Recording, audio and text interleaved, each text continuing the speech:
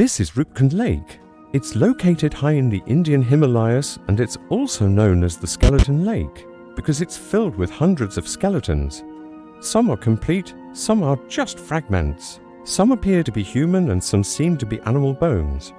And the whole mystery has fascinated scientists for decades. It wasn't until 1943 that the British actually discovered the lake. Before then, the nearest town was a 9-day walk away, and the lake was completely unknown to the outside world. That changed when soldiers from the British Indian Army stumbled across the lake while on a trek. They were shocked by what they saw, hundreds of bones floating in the water. The reason for this strange sight, however, remained a mystery. But in more recent years, scientists have come up with some possible answers, although none of them are particularly good. This is one of the most mysterious places in India and possibly the world. So, today we're going to explore it. Just to be clear, scientists do not know how all these people died or even why they were all in one place. There are two main theories, and both of them are pretty grim. The first theory is that they were all killed in a battle, perhaps a war between two local kingdoms. The only problem with this theory is that archaeologists haven't found any evidence of a battle. There are no swords, spears or shields, and if there had been a battle, you would expect to find some sort of weapon, right? But so far nothing has turned up. The second theory is even more macabre.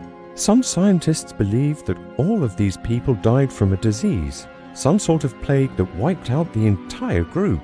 But again, there's no evidence to support this theory. If there was a plague, it's unlikely that every single person would have died. Surely some would have survived and told stories of what happened. But there are no survivors and no records of the event.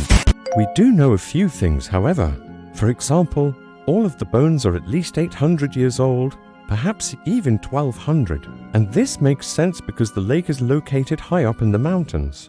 Anything left behind up here will decompose much more slowly than things left behind at lower altitudes. This means that the lake is a kind of natural time capsule, but it also means that whatever happened here must have occurred sometime before the 9th century. So, who were these people? Why did they die? And how did they get into the lake? Well, it seems likely that they were pilgrims on their way to a nearby Hindu temple. At some point, they decided to take a shortcut through the mountains, but the weather soon turned bad and they became lost. They may have tried to find shelter in caves or other structures, and it was here that they contracted some sort of illness. Perhaps it was a type of tuberculosis, or maybe it was cholera.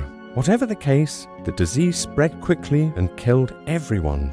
Some people survived for longer than others, and in their final moments, they threw themselves into the lake. Others may have been thrown in after they died. Either way, their bodies floated to the surface and eventually became trapped in the ice. And this brings us to the most important question of all.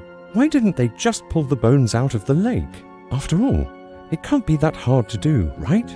Well, yes, it is. You see, Roopkund is a sacred site to many Hindus, and the lake itself is considered to be holy. The bones are therefore relics, and disturbing them is forbidden. In 2009, the Indian government actually tried to remove some of the bones for scientific testing, but they soon gave up. It was too difficult and too expensive. Since then, they've just left everything alone. It's believed that around 600 people have died at Roopkund, but nobody knows for sure. Whatever the true number is, though, it's unlikely that we'll ever find out. Not only is the lake sacred, but it's also incredibly dangerous.